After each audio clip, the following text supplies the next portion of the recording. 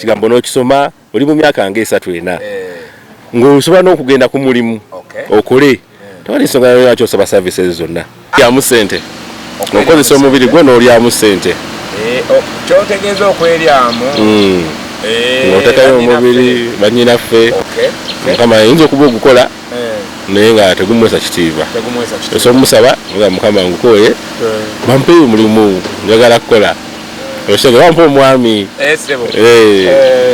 mirimu kati ng'okwongeramu ku magezi mu nkola y'emirimu amagezi ago tugongeremu tutya mu nkola y'emirimu okumanya ekyokukola n'okwebuuza ebibuuzo ebituufu genda ko mu gym lya ku mmere ennungi shegeera genda ko mu sauna kola emikwano egigasa like nga bw'osobola kizibuzibu naye gwe kola kiki nga bw'osobola era tebasobola kwagala nnyo kubanga nabo abaana bebeesibako naye gwe baagala nnyo basobole okukuwaako ekyo amagezi ge bafunye nawe ofunemu lwaki natandika kiki embala mu kuyimba gospel ono nsobola kuyambibwako ntya kiki nina okukola okuyitawo amangu n'okumanya essaala y'okusaba ey'obwangu weberere mwana oyagala family yo make good relationship with your family. Tell that story to Nyumiza, ladies and gentlemen. Muli mutya bana batata amuje baleko leero ejemu kwasaganyiza je muyinziza okubanga mukola kolwa leero mukama tumwebaza okubanga atusobozeseza ekitiibwa n'ettendo tubimuddize weewaawo. Muli mutya bannaffe, muli mutya good subscribers on this channel, Church News TV. Muli b'amaanyi, for that you're doing is real. I pray for you that may the Lord God see you through. Abawo omukisa ogw'omuyiika, abawo omukisa ogutakwatibwa bujja, mukama agaba omukisa n'ababi ne batagukwatibwa bujja. So in the mighty name of Jesus, I pray for you that weewaawo mpaji given by Ryan Kagat, the gospel music apostle. Even this time around atumaze okubanga twabula mu screen ya TV yo awo wosinzira okubanga otulaba abannaffe abatulabira mu ggwanga Uganda wamu nammwe abatulabira mu diaspora mukola omulimu makula. Tubasabira birungi byerere mukama abawo omukisa. Tuli wano mu this not ka Rubaga Road, tuli wano ku Rubaga Road Spejiri? Bakuli. Tuli wano Bakuli ku Rubaga Road side. Tuli n'omusajja wa Katonda ow'amaanyi. Omanyi, sometimes I feel blessed to call my brothers men of God. Sebo taata tusanyusa okukulabako. Nange nsanyusa okubeerako wane. Yeewuunya era yeebuuza agamba oba oli twogerako naani. Amanyi agange bamuta Sendagire Regan naye akakola omulimu bamuta Mr. Right Beats, producer, musician, songwriter, entertainer. Weewale okubanga okwasaganya emirimu mukama wange. Kakati munnange mu abatulaba eyo gye mutulabira enkuba eri wano etukuba, tuli Kampala Uganda, enkuba efudemba. Embale tulina kyakikolera affe twajja kukola yajja okukola teyeebaka. Mukulu Right Beats. Yes, sir. Right Beats aka Mukulu Sendagire Regan. Erinnya wali kukulira. Erinnya manyi tuba tukyali ku kuzimba brand. Tulina erinnya litusukka ne tuteekayo abantu balimanye mangu. Then brand bwe bange etandisa okukwata abatandisa ogitegeera tuba tusobola bagamba amanya gaffe gennyini. Kalino munnaffe oli atulaba yeebuuza era yeewuunya agamba Mukulu Sendagire ono oba Mukulu Right Beats ono yakola ki? Andi producer nze abeera mu studio wali, ndi mu kuyiwa keyboard, ndi mastering engineer era mmanyi okuprogramminga music n'okudirecting abayimbi. Ba producer tudirectingamuko ku bayimbi engeri y'okutula ku beat tono y'okozesa k'eyokuyimbiramu n'ebintu ebiringa ebyo n'okuyimba kwennyini nange nkuba mukulwaga era gyali ku YouTube teka mu Mr. Right Beats subscribing like nga commenting raga yennyini okubeera nedda walinga obikola oba ebintu bino yize biyiga. Mbadde mpandiika nnyimba mu studio eyo tubeerayo ne tukola kino na kiri. Mpandiika ennyimba ntereza abayimbi naye natuse ekiseera ndaba nga abayimbi bange bena nsinga okwagala kati bali well off. Nengamba kati nange kantandika olugendo wange kati akulabuli atakumanyi ngaze Brian Kagati yali agadde okumanya be balwabo bolwanyeko abali werofu bali werofu era bayimba manyi abali werofu abasinga mwendi mwendi amanya tegeetagisa kwogerwa amanya tujja kugogera kubanga mangi tuyinza obutaga malaya ate interview nane bagitwala. Yes, doing the right beats, aka Sendagire Return. Mboze Guda Makerenda wano. Ampaji given by Ryan Kagat, the gospel music apostle nze kukutemu wano. Atugenda kubanga tutambula paka erije tunakoma. So mukuru Sendagire. Yes sir. Otandika dio kukuba ebidongo.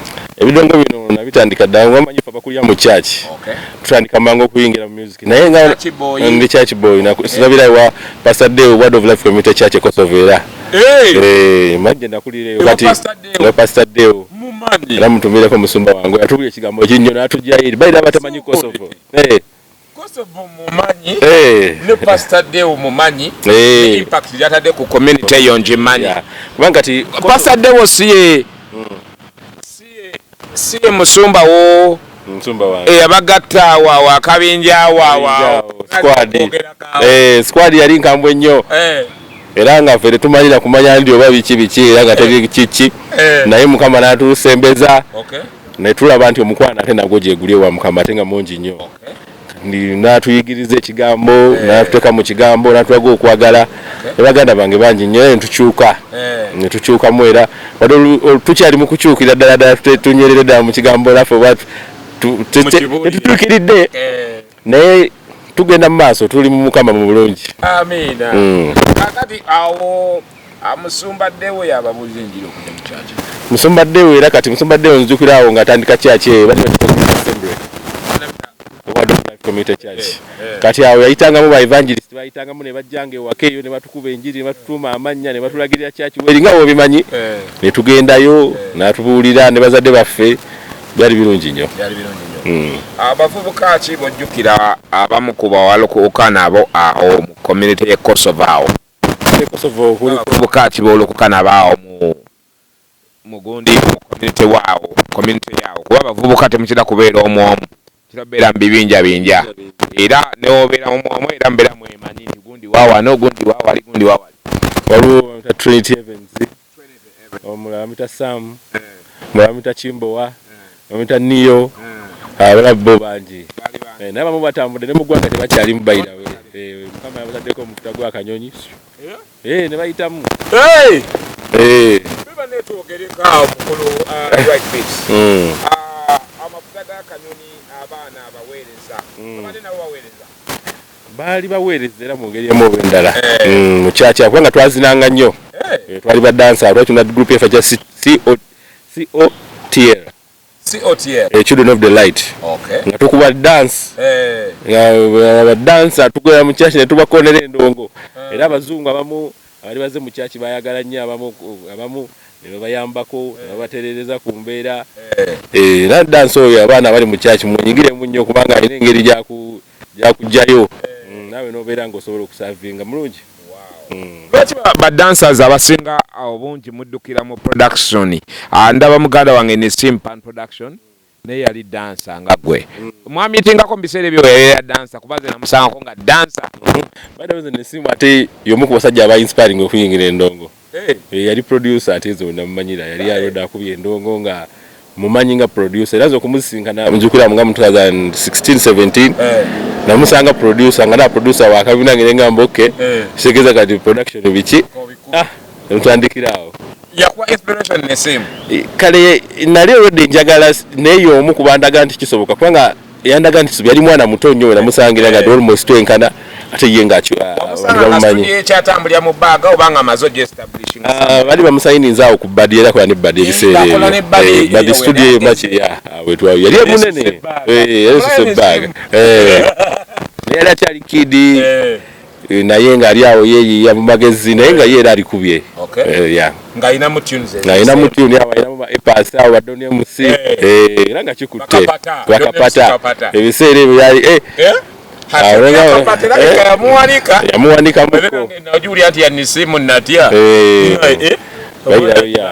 yagibamba ate ebiseera ebyo byali byakwezuula nnyo byali byakubanga twali tuyingidde emyaka awo 2 kati awo olina okubaako ekintu kyokola okukolerera obukadde bwo biki olina okubaako ekintu kyobwenyigiramu awo twali tukuze nga dansi kati waliwo abaana abato abazze mu kyaki kati nga tufuuse ng'abantu abazinyako kati mu videos biki kati nga tulaba dansi naye ng'olaba naye si walubeerera otandise okwagala okwongerako ekirala kati awo production yanyanguira nnyo bayida birajja kubeera rapa mu kusooka awo kubanga n'ebiseera ebyo Jane Zamba yali mukambwe nnyo ng'akuba okufa kati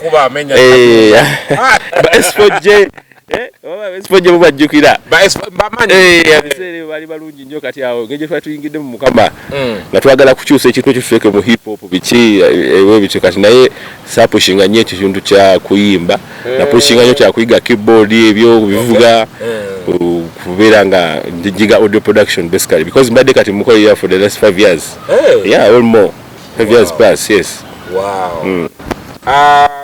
kandabe some 3 years back. Yeah. Nakulabako. Nalizekawo wa qualifixawo mu Lubaga. Yeah, ojjako. Ni nkulabako right bits. Abundi kunyanju ya qualifix nanga omusajja ono yankubire ngoma bikina ki abikola. Awali oli mu banga kyawo ng'okola. Yali mwaka ki? 3 years ago? Some 3 years back. Kati nozayo nali ntambuzaako ng'esatu era kyako ebibiri awo. Wali wakamukubira ngoma kina. Kubanga wango mpazi nompadde omwaka specifically nga 2017 oba 2018 oba 2020. Eza qualifix wasooka okuta kuba qualifix yatandika na bits nene. Awo natwali tutandise kubanga awo engeri yalinamu olukibboard okuva eno mu church. Sajja mu production nga ndi green nnyo. Music abayimbi bomukyaki nali mbala abayimbi obulungi so nali nkimanyi abayimbi omunyange nyine njigirako mu kuyimba lwakuba mukyaki mu abaana abayimbira ddala kati kizibu nnyo okukwata mike ya kyaki wabeera mukyaki teri kweyimbyako bayira kati awo olimba olwasitandika baluta might power yes might power lwakubamu nnyo nzijukira abantu balwagala nnyo naye lwimba olwasinga okubuuminga ndoza lweta munda muli oba oli fire kunekumuna muli awo ezo nyimba ebbiri ezaawo nga tuyingidde kati netumanya nti kati awo nemumanya nti kati ndi producer enze yagikuba nogikuba negimastering nga baddayo mu kugimala kwawo nali mmanyi tennaba nakuggwa nga bwendoza tukyalina okugyongerayo mu studio naye twagenda ku sound testing twatambulanga nnyo ebiseera ebyo ffe biva ku bino ebiseera twatambulanga nnyo before lockdown bayidayo twali tutambula nnyo genda mu badijje nga bagikubamu naye nga boy lugamba kikino tuline right beats basebo ne bajaba batulaba abatugoberera tuline right beats tusinzidde wano Bakuli ku UG Heights Avenue abanage abana mubikole amina jukira yatusumulula tuli baana be yatweddiza alina ffe gye yatujja ffe tumanyiyo tumanyi gye yatujja tumanyiyo nnyo bayira weere ekyo ekintu akuba eyo mboozi simanyi naye yatujjayo natusembeza natutuuza n'abalangira netuyiga ekigambo netufuna n'amaanyi gennyini ag'okwekkiririzaamu tutandika okukola emirimu gino amina mukama gye yabanona waali wala ffenna gye yatujja wala oli oyinza omubagulizaako n'omutegeezako n'omubuulirako mukulu Sendagire Reagan yali muntu kikaaki nga tannasembeera Kristo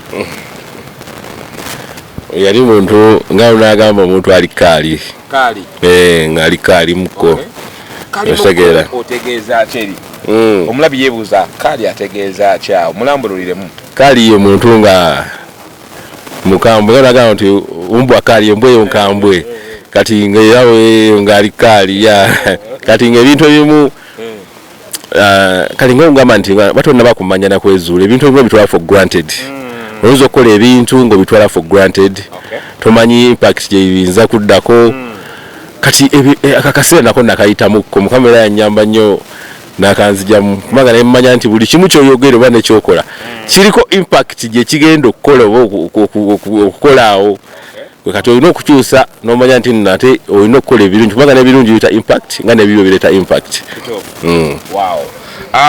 ogenze n'ogamba nti yali kaali waliwo ebintu ebyakolebwanga ng'omwana omuto nga tolowooza na kulowooza nti oba binaleetawo good impact oba binazimba bad legacy nga bintu ki byewakola ebikwoleka nti banendabika ddala nali kaali oba kale bintu kikaati byewakola gwe naawe byolaba n'ogaba bannange bino byo bweŋŋamba kati obiddamu sisobola bikola walabuddeku kintu kyayita eggaali naliko mu ggaali yesu alina eggaali yali nnungi eya yesu kyenyinza okugamba njawulo yali kwaliko abaali kaali abo bennyini abo kale kati eggaali eyo eya yesu ndowooza yali ebulira kigambo kyani kya Mukama oba ategeeza kiddako n'eggaali yaffe yali ntwazi era ate nga nefujjo wajja sina okukola mu kufujjawo mbu tukole mu kufujjo awo kale eggaali eyo nagibeeramu naye ebikolwa tebyali birungi nnyo baida weera okulamu banolaba ebintu ebyo era n'abavubuka bonna abali kugamanyi okuyingira ku ggaali si kizibu omanyi nti muyinza okubeera muli awo nga mutudde eggaali tajja n'agamba mujje tutambulemu tugende ku ggaali biki ne mugenda okulaba nga muyingidde eggaali nga mugivuze muli nankulabye muli kuva koze muyingidde eggaali muli nankulabye biki kale mwabeeranga mwera ab'emize emikambwe abo abali batwala neffe twali kinyumo oyingiramu naawe n'obeera omu mulimu abantu nga baali babi nnyo kale kyayinza ne ku ggaali eyo era okubbiriza okutwala ebintu byabendi oli akuba omuntu oba akubye omukazi mukulu akubye omwana amugyeko mu sente essimu n'abaana abato mwana imagine eggaali eyo kubanga mumujja oyininga ekintu kyemutamanyi gye kidda oli yabeera yali ku mission ye yakubba mumulowooza oba ebintu byakunyumirwamu bunyumirwa mugenda okulaba oli akubye omuntu ekikondo agudde eri temumanyi oba afudde mudduse eggaali eyo enkambwemu eri kaali era nga wogisanga olina okudda sayidi eri okisigalamu gundi y'eggaali egenda okuyitamu nga wuyitiddwamu waliwo omuyimbi wano ennaku zino naye yakoppa yesu ndaba alina eggaali ye nti eggaali ekirungi kyeyina nti oba ne security eyo eggaali ekuwa security oba muyimbi oba olina security oba olina abantu abakuliko ku lusegere kati olumu n'eggaali ezo tuzifuna kubanga nange nina eggaali yange naye eggaali olina ogimaintaininga n'ogiraga nti nno bino tubikola bino tetubikola olina obbagamba mubeeramu emizeera emibi olina okubalidde omulungi kubanga era abamu tebasobola kuvayo bokka olina obbakwata wagwe oba okimanyi nti nabo banoonya direction naye n'olumu mu gete eyo omwana ebyokulya ebyo bibulamu ebyokulya ebyo bireeta nnyo obuzibu ate mu gete ebyokulya bitono go mazima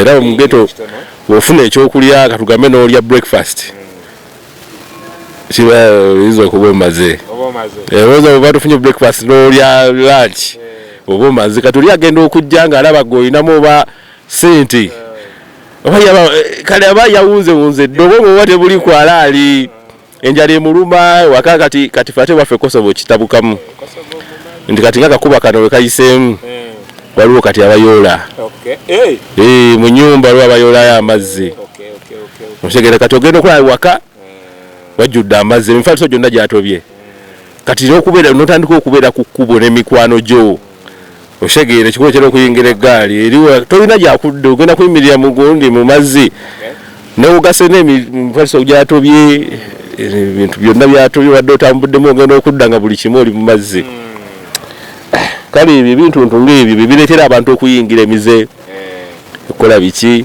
era ekituufu kyo kiri nti mu ggeto twetaaga essaala naye mu ggeto twetaaga ssente tuba twetaaga nnyo ssente okukyusa obulamu emirimu egyo era abakola kumya emirimu bannange musembereza abaana bageta emirimu abasinga si babi naye embeera singa si babi naye mu ggeto kalizo kyanyamba nnyo ate okulya mu ggeto nga producer nti nafuna abayimbi abatandikirwako amangu ndowooza okiraba awo ngafuna mukwano gwange abalamita Alex Fish mugandi producer wakabyolo atali MC Fish kati awo twali tukubye oluyimba ne kuli fix waleeta Believer nga lukutta ghetto yonna Believer nengamba tuli babi kati naluwulira weyaluwulira nze agikubye najikuba ne muganda bamita Mozeso producer naye kati nga Alex Fish na sanyuka munagamba kati ayina mundoza ku busente manyine mugeto muwera mu badoni kati nagamba wayi katukole ku studio yawo bitse utandiko kukuba endongo Alex Fish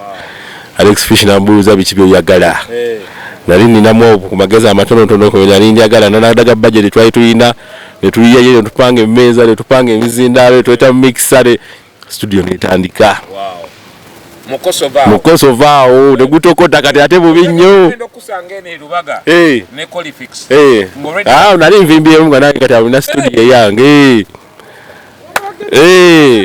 nali nazo nange ne nsutu semu olumutanse studio mu ghetto tanza studio mu ghetto awo tusoze tukuba endongo bannange twakuba endongo nze nzikolonda kushaka nali nsolo okukola ennyumba nga 10 nga buli omu ayagala vibe ebeerawo kubanga oba oyagala nali njagala nnyo n'okuyiga nze njagala nnyo okuyiga kati nga ndaba oli abampadde opportunity y'okola ki ey'okuyiga so abantu bageto babeera mu busente butono ayinza okuleeterayo ekyebiri naye waba akiriisi n'ekyebiri ekyo nayo engeri gye batokiinaawo era kiba kitudde mu nsaawo kiwerokaminga kati waba akiriisi nga tusooka tukuba endongo bannange tukuba endongo eserawo ati jukira ne mugete ekitone olajja n'ekyebiri naye ng'ayimba nga muyimbi mulungi nnyo kati nga nawe oyanguyizibwako mulungi nnyo okuba beat n'agituulamu awo naye yeeyimbye amaloboozi nomuga tuulamu tugende mu maaso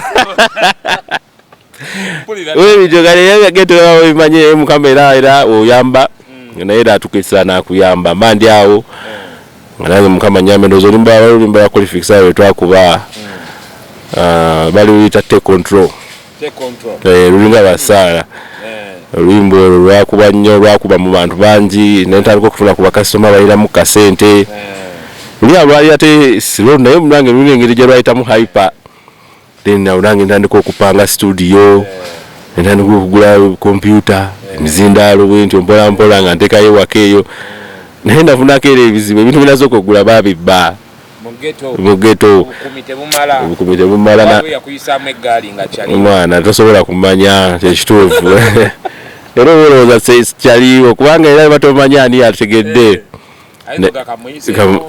akuyisamu mwana ogenda okuddayo waka nagambe naddayo waka nga obuzindalo bwange kompyuta makabuku yange nyenalina nesooka ate nzigwamu amaanyi nsooka ngamba tenzeyo ku zero nga badde yalowooza nti biki piano bazibbye nali nguze piano yange awo yali yakabi nga njagala nga bwenzireyo waka nga nsooka nkuba eri baneiba jukira mizigo mugende opangisa ku muzigo wali baneiba nga bangamba ssebo twagala kweba akakiro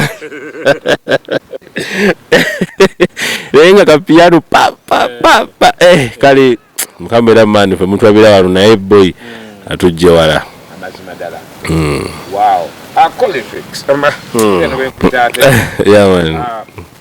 right bits olwaleero bw'otunulira kali mu baana bozzo otambula nabo oba be mubadde nabo nga mutuba mu kosovaawo awo mu area zammwe awo abaana ki boolabako olwaleero nga bali successful ng'ogyeko bali abayitamu ne bafuluma eggwanga lino abaira Vixton oyo ali very successful ne Colifix ali very successful waliwo abalala nga tebakola mirimu gyaffe gino gya kuyimba nga ba graphic designer waliwo ba Trinity Heavens waliwo ba Roda ba Caro benyigide mu mirimu gy'okuyambako abantu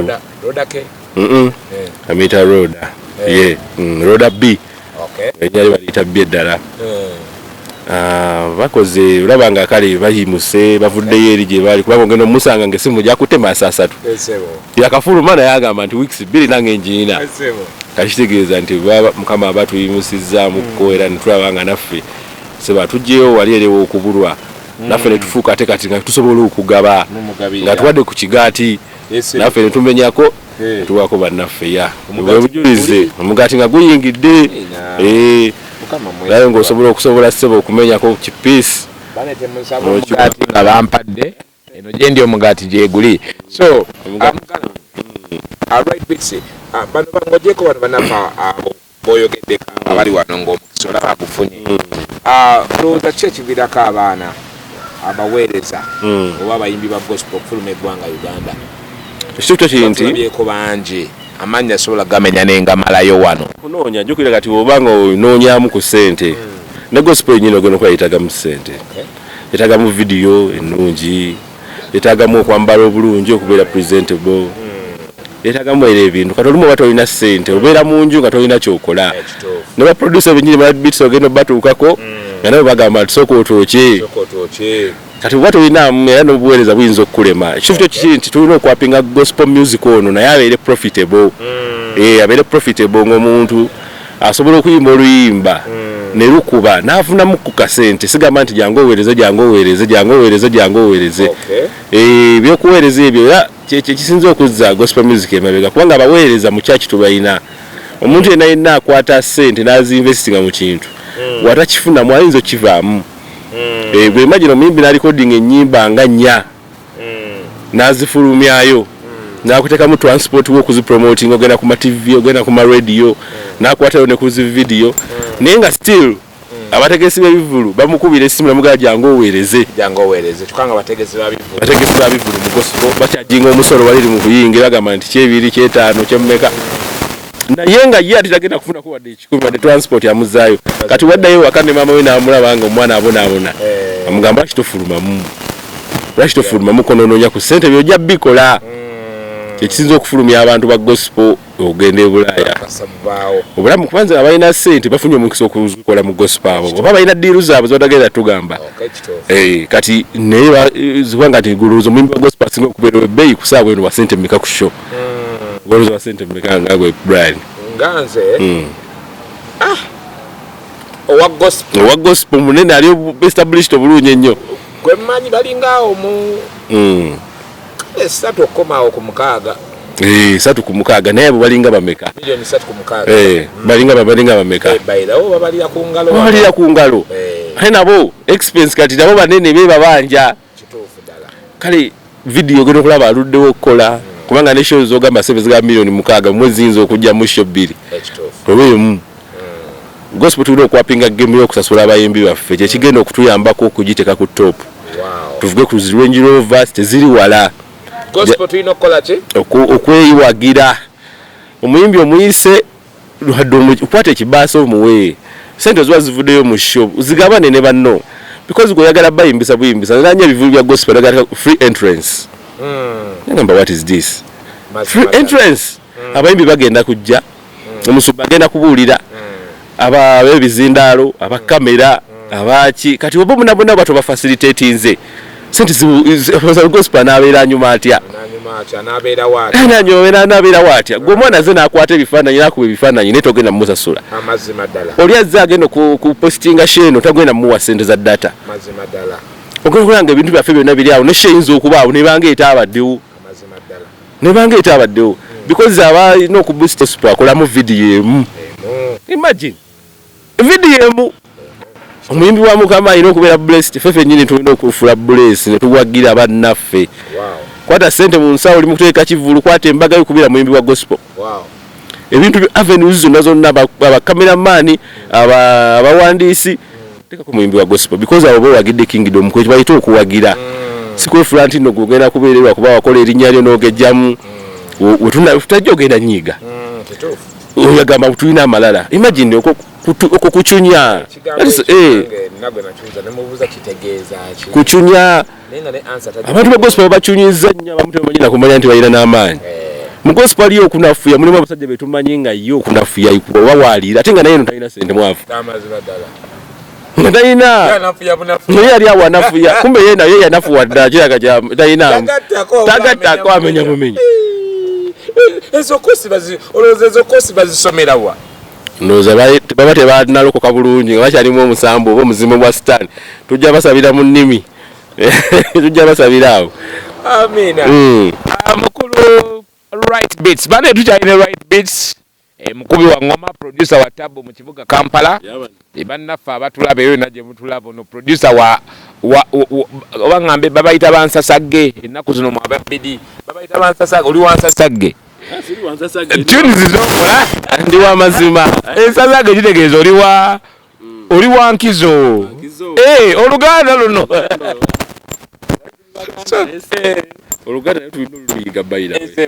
So kakati Right Beats ono producer yakwasaganya UG Heights Avenue Omuyimbi bane sound omubi tatundika lyric arrangements eziri poor bannange zifuula oluyimba okuba olubi newankubadde nga oluusi lusobola okubeera nga lwalibadde olw'amaanyi ebiseera ebisinga obungi ekisuula Omuyimbi zitera kuba lyrical arrangement ne production oba sound so bitta oluyimba ate owulidde musajja asobola okudirectingako ng'onooyimba kuba abantu abamu agenda n'abeera nekye bayita idea musical idea ate ye n'agenda n'alurecordinga nga luyimba so n'akola work nga mufo ky'okubeera perfect ng'ali opposite kali ye n'abeera nga ye buli mwaka akola ennyimba nnyingi nnyo abaagala kunyigira ba producer ekitegeeza ki omuntu ekikula ng'ekyo yeetaaga abasajja ng'abano ba Right Beats okuba nga bamukwatirako okumuseetula okumuyambako ku lyric arrangement okumuyambako ku production ne sound omulungi muganda nga Omuyimbi nkubaguliza the guy is here so Right Beats ekintu kye bakola ng'okutte akasente n'oteekamu n'okwata obudde n'oyuwamu n'okwata kye bayita commitment n'ossaamu ne determination n'ebisigalidde n'ebingi ebisingako ne money ebiseera ebisinga obungi kirogiyita eba business olowooza lwaki abayimbi abamu balowooza oba abantu abamu balowooza nti okuyimba gospel music si mulimu ekyo bakibateekamu waliwo abapulishinga nawa TV eyo nti gospel musician baweereza abaweereza mu church mwe bali mu kwaya ba ushers naye omuntu wenna agenda n'akwata ssente n'ateekamu n'agenda mu studio kubanga naffe mu studio tusabayo ka ssente wavaawo n'agenda katitamwe muyinza okuba temusaba ku ssente ku ma TV naye ng'okujja transport okuvaayo eno nenzija kuba ntaddemu obudde ne transport nenza nentekayo oluyimba lwange nenzire wala biki kati ebifuuse business kubanga okuleeta oluyimba ba promotion kati mu bulimi business kyebayita marketing oba sales oshegeera okuteekamu ssente mu studio bamu ba videographers bayita investment oba oteekamu ssente abantu bakumanye n'okiseeringa eri public then n'olinda ki amakungula oba kyewandiise nti profits from your investment naye ogenda okulaba ssebo nga muyimbi wa gospel byonna bikoze bulungi muyimbi wa gospel ateeka ssente mu video bayida weziba zakabi TV ya gospel ebola video ebisebe egikuba kiro ogikuba saa 8:09 tebaterya akomukawulide video ino okubanga nnungi ino omulamu akitegeezo ssente videographer omulungi omuntu yasoma kamera kati ngono omusajja atukwata abajja kwetaaga kasente akangi okukwata n'okweditinga video zo bawa mkyala we mkyala we yamuwasa otyo kati Grace oyo naye ng'olina omwokya akasente agategereka gyozirizi kamera za 4K zanye amataala ga 18K kati ebyo byonna byonna ogenda okulaba nga otaddemu miliyoni katugambe nga 10 miliyoni 10 ziwedde okuteekebwamu n'oddayo n'ogamba kati kambala omuzannyo gwange baninda akasimu okasimu kozeko okuba kozeko okufuna nti alilo omwana tulina pati wano najja n'otuyimbiraku ebyo batoli mu video agala kuyimba nawe akayimbako n'obuuza na mulimu ku mafuta mu mugundi nagamba katulabe esimu n'agijjako imagine omuntu asobola okukubira esimu weyogera nti mulimu ko ku bintu ebyo bya profit kuna akasente ko bakavaayo esimu nasooka agijjaga kasooka enjogere n'ono kati agenda kunagamba tewali biki naye bale twagala tuli bavubuka ojjo tuyambe ogenda okulaba atandisa okukulwaza toyagala mugamba nedda because obanga agambye no naye ate nga bayimba gospel muyiga ogamba no kibakakatako ogamba no ogenda no I want tewali sente sigenda kujja because sinamu engoye ze nina nkadde njala kufunayo kagoye kapya njala kufunayo kagatto kapya nze nange mpafominga nga nyirira abantu bandabe mpayo ku kasente twakira kadde kamu nguli akasaati n'akapale n'akagatto nzijenga nange ssebo ng'omwezi wa mukama nyirira mpe n'obujulizi ssebo ekitiibwa naye akkubira essimu abatayina tembuka njogere noono olumu bagamba n'okugamba balina n'ogera n'oyimba ogenda okuva ku gundi okuyimba ogenda okuba atakyaliwo abadde yakukubira essimu olaba abalala ate bagamba oba agenze ogenda okuba otandise okuswala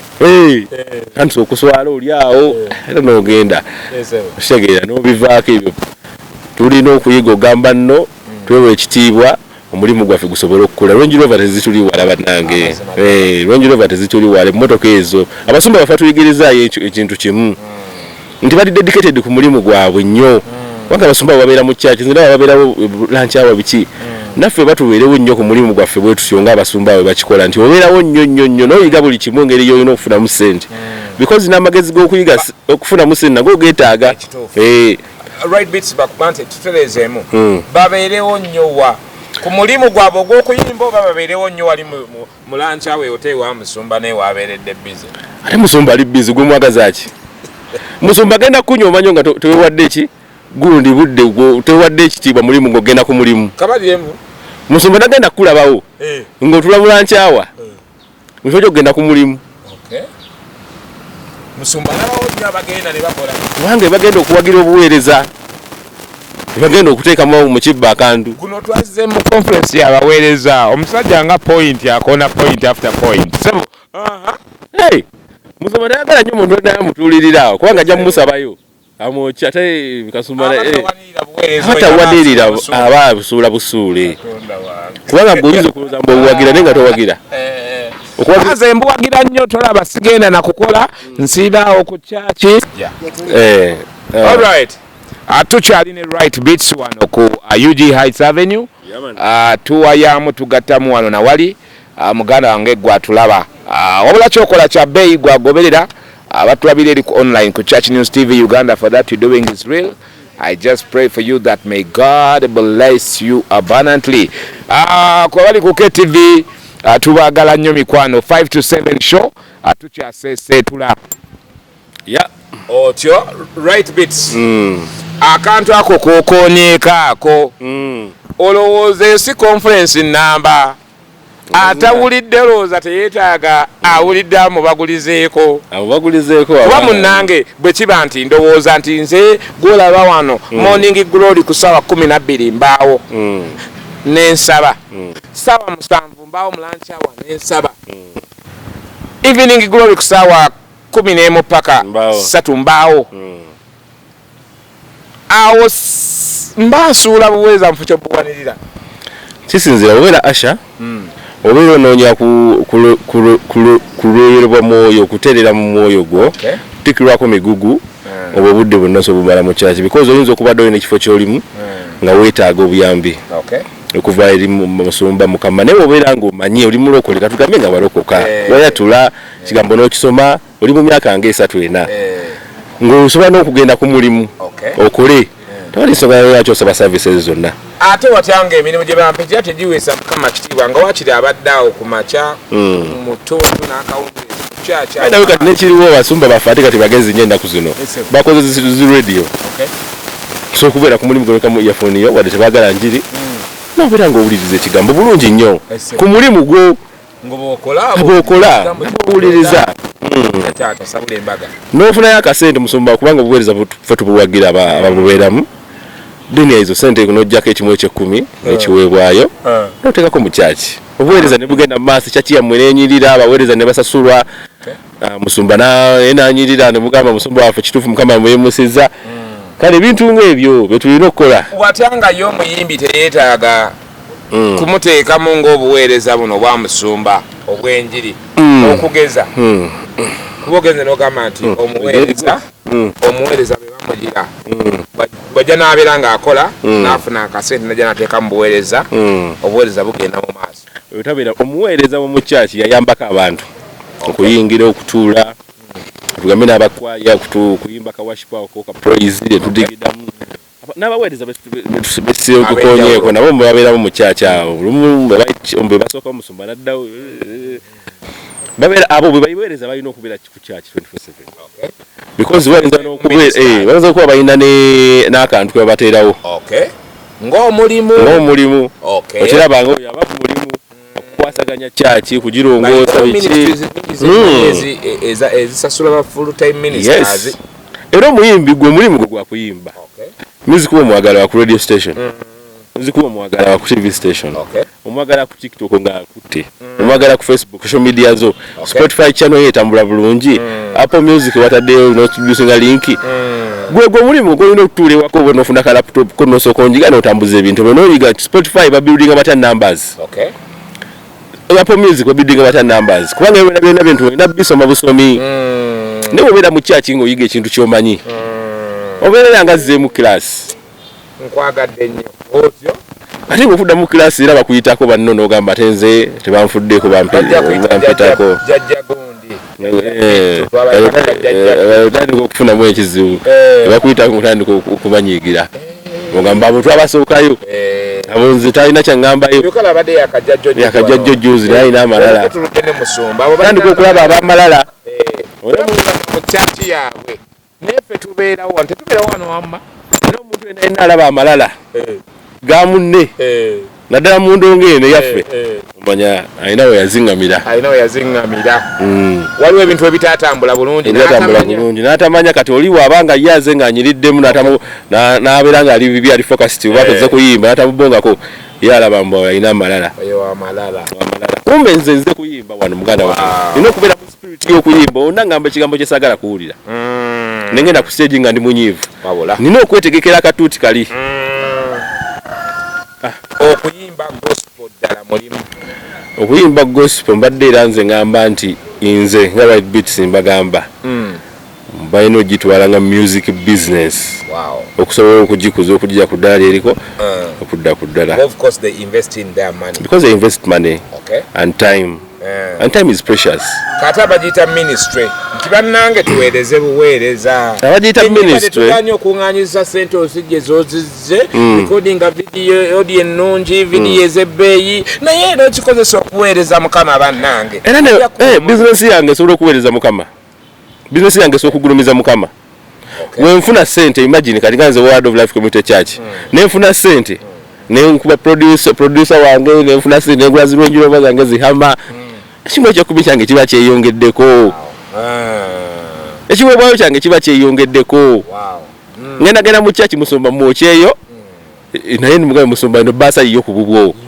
esala eyo gye wasa abantu ozo ebintu obiraba iyo n'omusumba wange agamba omwana wange yankoze eki I'm proud of you naye gwegala kubeera mu church musumba nabeera di proud of you church Bible tugamba mugende mubuulire enjiri si mutuule oli musumba yafunayo ekiggwa kye wabuulirira nawe olina okufuna ekikyo nonoonye ekikyo n'obuulira enjiri abantu ne bamanya ne balokoka. Tell the story tunyumize tujaine right beats nga tusinzire wano ku UG Heights Avenue emboozi egudda amakerenda omusajja amanyi okunyumya ono bw'omutunuulira bwoti nga wakamusanga oyinza ogaba nayo boona agenda kuŋŋamba kyate ebigambo manyi ffe gye twaba twogeranya nawe tubikako bubisi kati muganda wange nalyagadde okumanya gwe abayimbi bano ogambye bano abana olowooza kiki ekiviirako abayimbi bano aba gospel okudduka kale kiki ekiviirako abayimbi bano aba gospel kiviiriddeko abayimbi bano aba gospel ennamba yaabwe okulinnya mbirombiro kwe baddukira okufuluma eggwanga lino kugenda okunoonya ssente gospel music sente ntono otulamu market share yaffe ya gospel eringa mu gospel music eringa billion emu kati billion emu mulimu ma stakeholders billion mu ggwanga Uganda mu ggwanga Uganda 100 Uganda shillings otegedde sente ziba ntonotono okuzigabanya kati ffe tusobola ojjongerayo ate olaba yensi gye balimu $800 million US dollars 800 million USDs ffe tukyali eno mu 1B tulina okugabanako nafenna olina afunayo 10 olina afunayo 5 olina afunayo sente ziba zive ntono mu gospel sente zikyali ntono tulinamu nga mitwalo nga ziba mitwalo tuba tukyalina mitwalo ffe sente ziba zikyali ntono Obuzibu tufunafunamu olwolumu ka video ne kaganirayo producer akyakubanja. Okay. Kagune kaganirayo. Nga olulimi tetusungwadde nnyo. Ogambye gospel music industry. Yonna okutwaliza mu ggwanga Uganda. Sente zigirwaninga. Zizitowa only 1 billion. 1 billion. Muso kinonyereza kuna ino kiri. Ebyadala. Ogenda ku Spotify zaffe. Nolaba sente ziba collectingayo. Nogenda ku shows zibeerayo. Osobola okugata revenue waffe yena. Okay. Osobola n'omulaba n'ogana sente ziringa mmeka. Omuyimbi wa gospel mimbi amalako omwezi gatafunye mu kakadde mu music we. Amazima ddala. Ya. Kitegeeza kisente ntono. Kati naye omuyimbi wa Asasulwa nga akutteyo n'akubuluyimba lwe tasobola kumalako wiki nga tafunye million. Nga 2 imagine. Naye no mu gospel mwana akwata omwezi ate n'afata omulala. Atanda bafunayo wadde million n'emu. Era kati ebyo ebintu olina bitunulamu noga tubijjewo tutya. Because ffe tulina byekwatiramu. Wala kiriwo ntubali tulinze nite kigenda bbaawo. Kigenda bbaawo. Kati ozo gamba tugamba ntuna bambi bafa abanene nga Judith babiri. Judith babiri ne yatulekawo. Kito. Sente yagenda nazo. Kito. Yagenda nazo. Oli Juli Mutesasira sente yagenda nazo. Yagenda nazo. Aho n'abakyala abalala bava ku by'okuyimba. Najo itendo kati zo sente zimekaza bagenze nazo. Sente bagenze nazo. Baroni Mukisa. Ziba zetoddeko. Sigamba nti gapu ebaawo kubanga ojjawo ekirene. Kino kizo kikyalina ebyokuyiga bingi. Kati sente ziba zikendedde. Kati era mu gospel kyengamba bonna bategeka ebivulu musasula abaana bulungi nnyo miliyoni 2 ziwere miliyoni 3 ziwere charging abantu ba gospel tuli bagaga tufuna sente tukola tuwagira ebivulu olabira ntuwagira tula waliwo ekivulu kya Binman nekya Ada kivulu kye kyasinga okwata abayimbi ba gospel bulijjo bebajjuza ebya secular si bayimbi abantu manyanga abawagizi b'ebivulu bya gospel bulijjo bebajjuzanga ebivulu bya secular ate abantu basinga balokole naye tebanyumirwa ngeri gye tukola mu bintu byaffe tuteka mu kutwesiga ne sente zaabwe otuna ekivulu kya gospel watugambe ekinene nga tekuli sponsor munene asobola kukwata miliyoni 10 kuziteekamu. Ebyo byonna byonna tulina obbirwanako ne tugamba suppose tuli ready tusobola okuleetera value ku bintu byo. Tusobola okuleetera value ku brand yo. Tuwe sente ranga naffe. Tulina abantu abalokole tulina 78% mu Uganda for God's sake. Ffe tusinga obungi aba Christians actually. Ffe tusinga obungi, we are the biggest population in Uganda. Okonye ku point yawo nempulya nakakati kyampuumya amatu. Concert ya Ada ne Binman. Amazima Binman teyafuna abantu. Naye Ada yafuna abantu. Yafuna ate najjuza. Kitegeeza ki? Ekintu ekyo kyembadde njagala ontwala awo taata. Sebo nakufunye oli mwogezi w'amaanyi. Awo embadde njagala ontwale wennyini awo.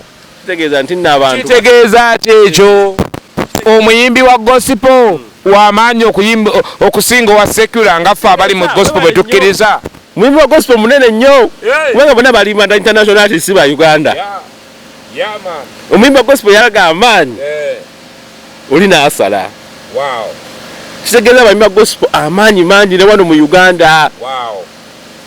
Kiki ekyagowinga rongo bali betuyita oba kale abeeyita ab'amaanyi okutusinga okulemererwa this time round ku mbeera ya Ada ne gundi oyani Binman. Anti ffe tulina abantu abangi. Tuli mu miliyoni bwe ziba nga ziri 45 nga bwe bagamba. Tulinako miliyoni 38. Mpulira. Abakristaayo. Lwaki bati tukola ki? Ffe kati abayimba gospel tulina okuyiga engeri gye bayintu tulina okupushingamu kintu kino. Okubrandinga n'okwagazisa abantu ebyaffe. Ekyaffe. Ogwo mulimu gwaffe. Teri agenda kutukolera. Kuba yeri brandinga Ada yagyeteredde. Eri brand yeekolerera. Abalokolereyo ne bamanya nti waffe ebintu. Naye kati njagala ombuli abayimbi ba gospel ameka. Abaholdinga shows mu nsi endala. Munne batono.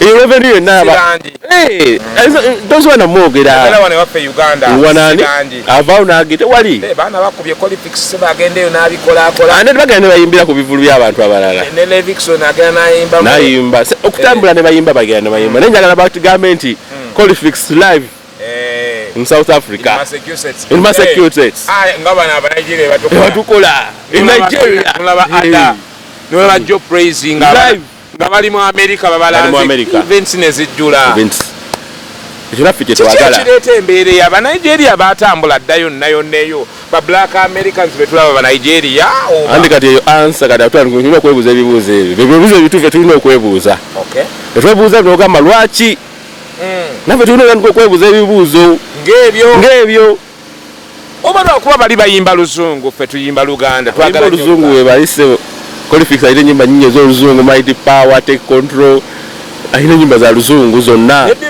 Neddy Rain bayina ennyimba za waliwo n'abaana abayimba obulungi awo n'abawulidde abakyala bakambwemu bagenda kutereeza gospel music era bayinayo bano abaana abapya abazze abawala tetugenda kumisinga bakadde bamaanyi kati babulamu kasente kali ke nagambye nti boost oba bw'oyogedde Dr. Sebe ekintu ekyo kituufu bave waka yes bave waka bayingire baveeyo balinga okutambula ku gundi kuba banoonya sente banoonya connection balobinge balandika okuteekamu kubanga teri agenda kiba akitukolera kolako kyokoze okwo oba omulala jatandikirawo temupowa oba mulina ekyokwongerako muve mu nju baida bifa abantu batonda kubeera 88% wabweru 88% kwera wabweru lwakwa tumala obudde nga tuli mu nju otegeeza kyeri munaffe oli atulaba nti vayo waka ogamba ani omuyimbi wa gospel nze kati okula wavuddeyo Brian kagati wavuddeyo nange nkyegamba tuveeyo waka tugendeko mu bantu abalala kubanga tuba tugamba nti tetwagala nakulokola tulina ekitegeeza okwenyigira mu bana abatali balokole ewasava yewali abeetaaga Kristo ate goli muffe abalokola abalokoka edda twesibye ku baalokoka omugala alokoka mu linnya lya Yesu fire yajiddewa ejaawawo fire ate abalokola abamu bannange kino abalokola abamu bwe basinga empisa embi kisoboka ekyo ate nga mulokola ate nga alina empisa embi aba tannalokoka kijja kiki ekyo mugana wange aba tannayatula aba tannaba kulokoka salvation is a journey kati ayinza okuba nga tamanyi kikyakkola is a journey yes ayinza okubeera nga naye alowooza kyakola kituufu naye ng'ali mu kwonoona beera direct oba oyagala sente saba sente oba toyagala sente tozisaba tobuzaabuza tobeera awo bwajja kirowoozaako si kirowoozaako ng'onyiigira ngamba nze njagala sente manye nti yeye nyafuna akasente nja kuona ajja kusobola kubanga kitambule because tweremesa okutambula olugamba nti omuntu tayagala sente kumba ate oli azagala ogamba nti obanze ajja kirowoozaako sijja kumusaba kyekiremeseza gospel music ogera mu nsi oli akugamba sente mmeka nti sente bweziti oyo abawogera bebankubuli omuntu yenna ebyo ebigambo omumanya yeyogerako bagamba omuntu ayogera omumanya kiri munda nga bwate bwalowooza mundaye era bizibu bye era omuleka ng'omanye ekikyo lwaki watandika tulina okwebuuza ebibuuzo lwaki watandika lwaki bali bakikola ffe nga tetukikola ki ekibulamu ebibuuzo ebituufu tetugenda kunyiigira presenter bwetazanye oluyimba lwange wanaluzanya kigenda kuyamba ki kigenda kugatako ki tomanyi nakumanya naye oyagala kunyiigira muntu nga tomanyi nakumanya imagine amazima ddala presenter wanazanya oluyimba lwo kigenda kukonga olina okibala ye yalukola kuweereza Mukama era yenjiri gye yayimba bannanga abantu tebamala bagiwulira gwe bayinza okulokoka ye bwatyo bwalowooza kituufu endowooza ye buli omu alina engeri gyalowooza otegeera lwaki tebazizanya tebazizanya anti kubanga zibamu Yesu nange nzijukirira nenkyali omudo nga tukyasoma CRE yatweka ku religious eyo yaba yabeeraka mu SST oba muki RE nga kabeera waawo mulina okuddamu ebibuuzo ebyo nga nsooka kusaba mukama nyamba bino bibuzo bibyo mbiyite bimpa answer ate nenga sasisomye sala nga tusibisomye bulungi anti niko nali siri mulokole kuva ddala noko kankuze kuzeemu nali Protestant kati ogera kwa bibuzo era bikomyewo tubiyise because tewasoma kati nga goboga tulo olupapula lwa SST bakalika posa sala ya ate mbonza nga mukama bino bibuzo biyompa answer ategedde nga ne mukama abeera esaawa mu butuufu agiwulira naye akolere ki tewasoma tewasoma genda osome ebintu ebyo laba tobijuze bulungi genda omanye lwaki otamusabe obisoma oba omanyi ogobedde n'obiyiga kati tumanyi ffe naffe tulina okuyiga okusaba sponsorship mu kampani ezo okusaba obulangu mulokole akola show natalanga nakuwadde ku radio wadde TV n'ateekayo ku social media mbu abantu bajje show n'esala n'onyiiga tebawagira abo tebaagala byabwe nze nnyimba gospel nnyimba njiri oyimba njiri muganda wange yes naye woboostingamu abantu bangi ne bamanya enjiri yeekwata naye olowooza lwaki ba sponsors tebaagala kussa ssente mu bivulu bya gospel ne bwaba mulokole wakiri ayanguyira okusponsoringa ow'ensi n'atateeka musendeze mu muyimbi wa gospel because abensi baweesuubiza numbers wesuubirya numbers nina numbers ekini n'abantu bajja kulaba era mpaka ssente kubanga onaabo mpadde kasente abantu bange bangi nja kupushinga bwenti ojja kufuna enamba bwezi kyandikawo statistics because bamanyi oli kyayagala kate ffe tetukimanyi tukulembeza tuyimba njiri naawe oli mulokole wagira enjiri kyogamba kati wendeka wali bayibuli zange ku kkubo wadde eza katonda ndishuwa nti zigenda kuggwawo mulundi gumu kati kitegeeza bayibuli zange zino wenziteekako akazindaalo bayibuli eri wano banna ezosobola okuggwawo wenjiboostingamu nennyongerako ku numbers abantu bangi ne bamanya bayibuli zange zisobola okuggwawo kati naffe tulina okweyongera muwe boostingemu yambala onyume nyirira ngendako mu sawuna kaviiri kasale kalevu kashepinge laga enamba yogera ebigambo nga biva ku mazima genda mu kampani omugambe ssebo nze gyenva kyaki yaffe yokka erimu abantu 1,000 ku bantu 1,000 abagenda teeka wali logo yo mu kyaki yaffe mpamusomba yampadde akatuuti bagenda kukulaba buli lunaku kumala omwezi mulamba onampa sponsorship ojja kuba onyongeddeko naye nange nkwongeddeko nagambe kankuwe ku ssente nange onteekeyo kubanga mu mulimu lwa business nyamba nkuyambe oliwo omuya business kati nange atayimba gospel producer ontadde mu bya business nzepereza mukama andi katonyingira abantu oba tebakubye muziki wo oba tebazze kuwagira bamukube kuba ennyimba za mukama nyimba za mukama bayibuli ey'omukama nyimba zoyimba ziba zizo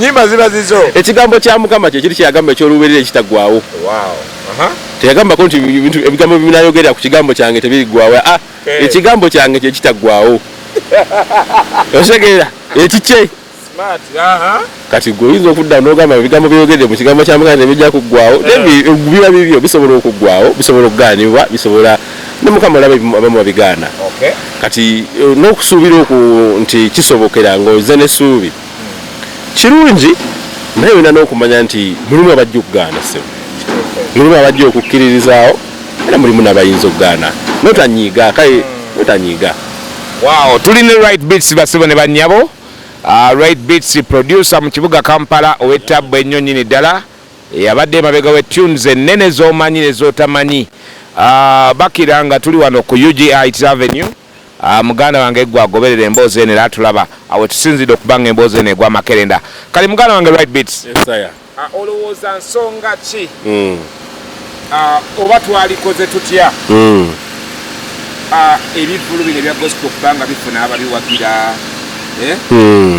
era tukole kiffe nga ffe tuve waka tuve mu kyaki omala okusaba mukama omusaba omukisa ba mu kyaki wandika proposals ennungi well detailed funa ku magezi ngenda mu samoka bayana ayinza okugamba nti wotekamu kana akagamba emuteni ekagala nnyo mwebuuzeeko amagezi gonna sigwagalina mu muntu omu tuli kimu ngenda obuuze ku oli nti mwana dirain ndala kasente ne proposal yange eno soko jimpisizeemu olaba mulimu ekibula mukiye nyongeramu nti mwana Brian waliwo omusajja ono gwokola naye ku KTV King of TV nti mwana bino biyitawo mikwano gyo nyini gyokola nagyo business gitulumyiza okuba gyakikolako ddo okusooka olabe proposal yo ng'enyirira ofune ebigambo ebipya kuva mu bamanyi okutegeka ebivvulu n'ekirala n'abalokole tulina okwenyigako ne babivvulu promoters siba music promoters wabula babivvulu promoters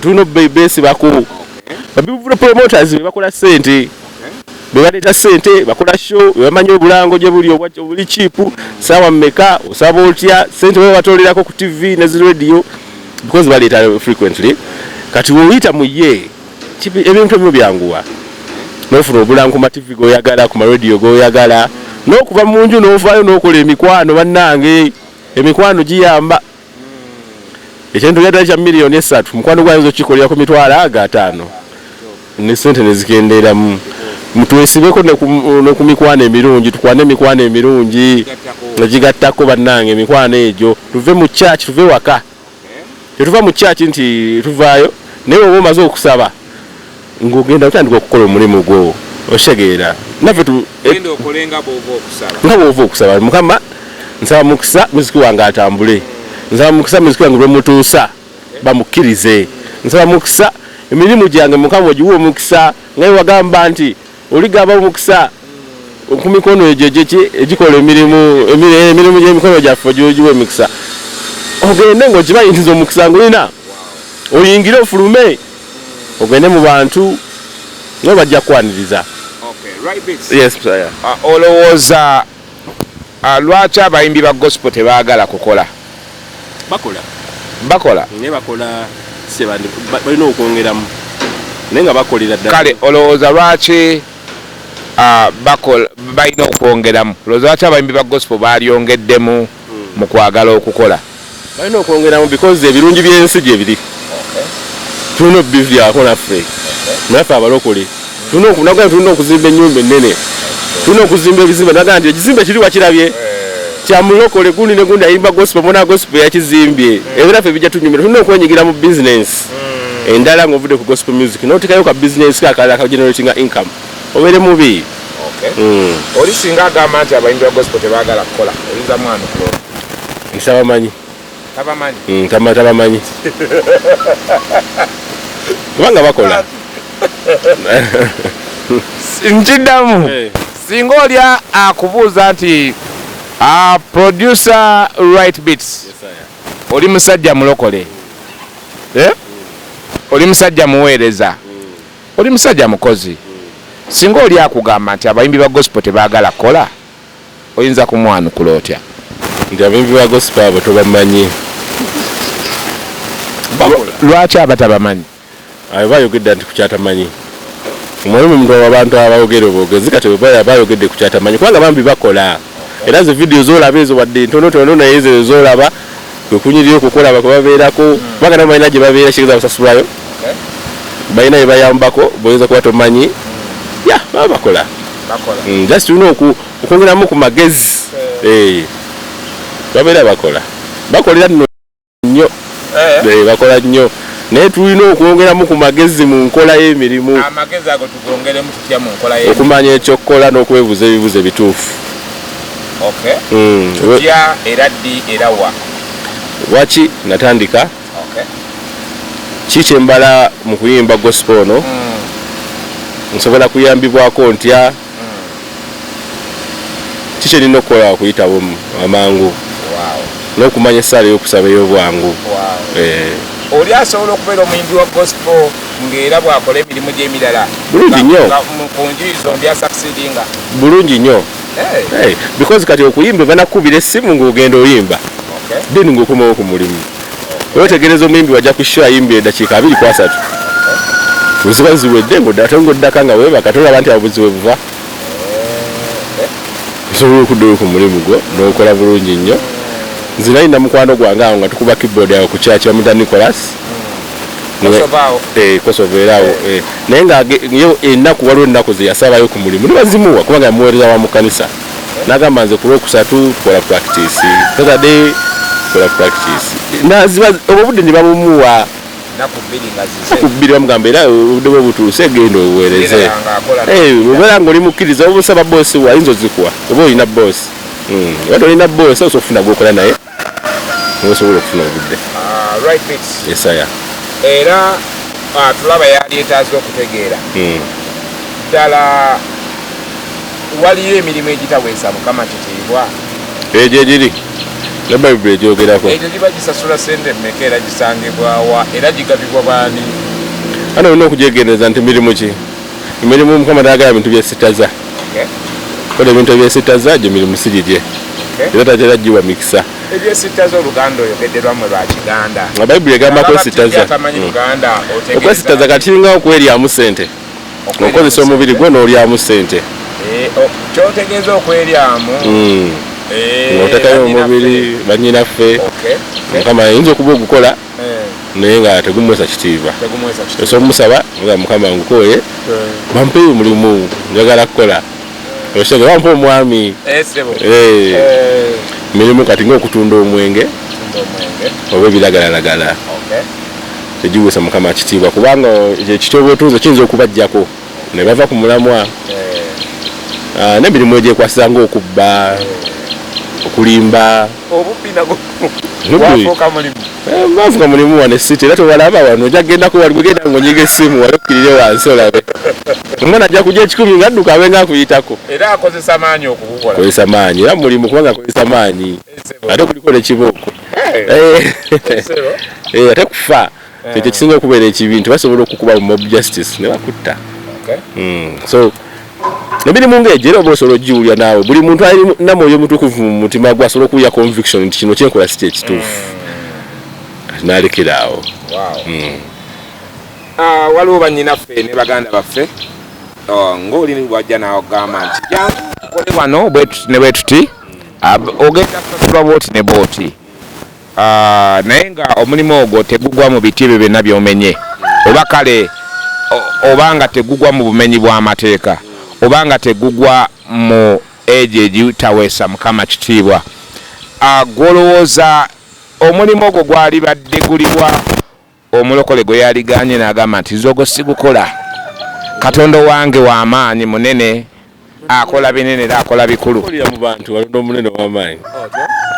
Otoli mulimu mubi olunda ogukola kulwa ssente okuŋŋaanya oguveeko. Make money, save money, genda otandika ogugbo. Ogolowooza ogw'omuntu bagwesobola okukola gulo mulungi. Because ogenda kuveera ate ogerera emirimu gy'abantu bubi bwagyo wakuba gwe togisobola. Okitegeera genda ofune ssente kolayokko. Ofune ssente okola egigyo. Alright bits. Olowooza omuyimbi wa gospel Yalibadde asasulwa ssente mmeka ezitandikirwako? Omuyimbi ayina tugambe kala ayina hit kuba bambi waliwo n'ayina music we nga tomumanyi naye nga ne music we era ne bw'omuwulirizaamu essaawa eno era omuyimbi kale ogamba nti mulabye naye music era n'otamutegeera. Kali ngamba omuyimbi ayina hit gy'owulidde ku radio gy'omanyi Yalibadde asasulwa ssente mmeka ezitandikirwako? Miliyoni emu. Miliyoni emu. Ze ssente zaalibadde zitandikirwako. Oba omwagala ku kivvulu ng'omukubidde miliyoni emu. Wadde tomumanyi abantu bamumanyi naye nga ggwe omwagala. Because music era atali ku popularity. Otegeera. Music is music. Akayimba goba akawulidde kiseeza kali popular gy'oli kakunyumidde. Oba omukubidde mubone muwa ku ssente bakiri miliyoni emu. Miliyoni emu mutuulemu. One gospel musician 1 million. Wow. Munnaffe oli atulaba ng'omusiibula oba ng'omaliriza bigambo ki biwali yagadde omulekera? Antigenda ku YouTube typing right beats subscribing ku channel yange music ngenda kuba mu materayo n'emboozi nange bwana banzikiriza interview eno nange nja gibaterayo nawe mugirabeko. Amina. Ebigambo byange nti weberere mwana oyagala family yo, make good relationship with your family.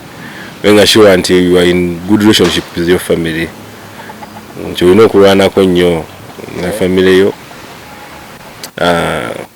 Nawe weefeeko gendako mu gym lya ku mmere ennungi kitegeera gendako mu sauna kola emikwano egigasa like nga bw'osobola kizibuzibu naye gwe kola kiki nga bw'osobola era tebasobola kwagala nnyo kubanga nabo balina bebeesibako naye gwe baagala nnyo basobole okukuwaako ekyo amagezi ge bafunye naawe ofunemu. Yeah. Wow. Thank you.